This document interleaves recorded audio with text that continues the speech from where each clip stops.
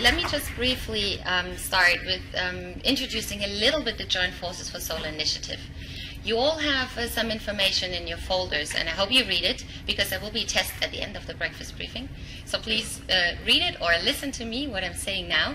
Here you see a couple of impressions from our first breakfast briefing we held in Los Angeles last year. So this is an event series, the breakfast briefing, and it's a local event series. So you will see Joint Forces for Solar events in different places in the US, and I hope to welcome you to all of them. So the Joint Forces for Solar initiative really aims to place the US photovoltaic market where it belongs to the top solar markets in the world. It brings together installers, as I said, the often neglected target group, with other stakeholders. It provides market information, market transparency, detailed information, which helps the industry to grow, to exploit business opportunity, but also it helps to raise awareness and to offer politician support as well, to understand what photovoltaic can do for your economy, can do in terms of job creation, in terms of economic effects, in investments, R&D, etc., etc. And it raises the awareness among end customers. So this is what it looks like. I hope you can all see it. So there are a couple of stakeholders we aim at unifying here. So it's of course the installer, but it's also the PV industry, it's associations, it's R&D, media, organizers, architects and investors, and the aim is really to reach out to governments, to provide information, to show what photovoltaic can do, and of course awareness among end customers. So there are a couple of tools we utilize here. On the one hand, of course, as a UPD research, as the leading solar researcher, we provide market information, data-based arguments. And of course, during the course of our activities, we have an extensive network, a global network in the solar industry and other stakeholders. So the Joint Forces for Solar, really one essential part is the networking, which we offer here by means of our breakfast briefing.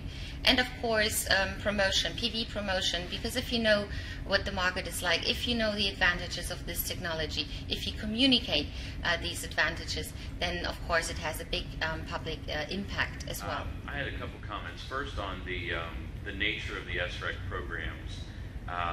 We're actually located in West Virginia. We're in the Eastern Panhandle, so we're very close to Maryland, Pennsylvania, and Virginia.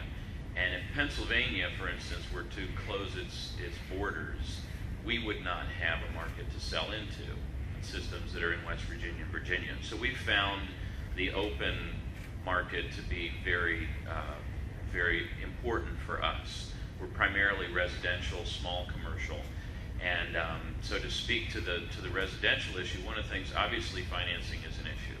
So one of the things that we're beginning to look at is the modular nature of solar, and beginning with a small system that can be grown over time. So there are some, we're looking at creative ways to continue to build that residential market. We believe that one of the most important aspects of solar is the energy independence nature of it. We're actually empowering the end user to produce some or all of their own energy. So leasing, long-term leasing programs don't necessarily fit that model. So we're looking for financing that allows the end user to actually own the equipment that's going to produce the energy long-term. Particularly with younger families, the idea of smaller systems that they can grow over time makes a lot of sense. Excellent comment. Dennis, you have to go.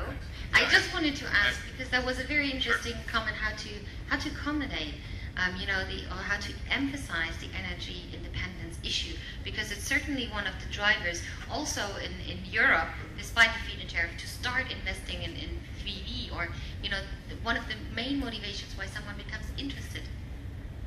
Well, I think that was actually the driver for many of our early customers, wanting to have energy independence. Sometimes just because they didn't like their electric utility, felt that they had no choice, and so choice was driving a lot of those early decisions. I think as the market's evolved, it became much more of a financial investment decision process. And the energy independence side, or at least as far as I could see the mix, became a lesser driver. Thank you. I'm Bob Margraff with Mountain View Solar and Wind. The question I have relates to taxes on solar systems.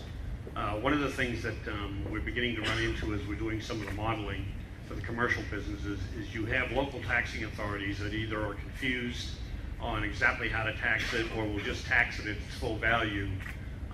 And then, the basis for the tax will be the full value discounted and then the taxes applied to it. The other thing we're seeing is increases on insurance on commercial businesses. For instance, for a 100 kW system, about $5,000 a year on insurance. If you were looking at taxes on that system, it would be the full market value of that system. Let's say it were $500,000. It would be 60% of that value times 1.5%, which puts you up to $18,000, $19,000 a year. So the combination of those two things can add $30,000 to the annual cost, and obviously subtract from the benefit of it. Have you folks seen anything in Pennsylvania or New Jersey as to how tax policies relate to the installation of these systems?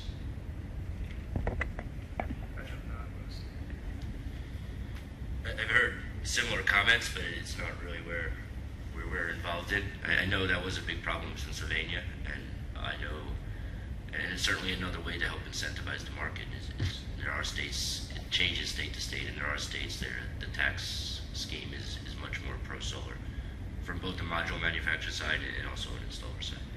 Yeah, what most of the more mature states have tax exclusions, property tax exclusions for solar. So, hopefully that's just something you're experiencing in a newer state that I know you're operating in, and hopefully they'll follow the trends of the other states. They should. They act like sheep. So. Thank you. Of course, we will go on. There will be another event at the Intersolar North America in July, 12th to 14th. So I hope to see you all there. We will have a lot of information with us again, and that, of course, I'd like to highlight as well. Without our supporter, Intersolar North America, we all wouldn't be here. So thank you so much for supporting this initiative. It's very important to have a platform to share knowledge and to connect. You know that it's a respected professional partner. It has the same interests like us, providing market transparency, make sure the industry can grow. So that's why we joined up and actually enhancing our joint forces for solar initiative. So thank you very much. I hope to stay in touch and let me know or let us know if you have any further questions. Thank you.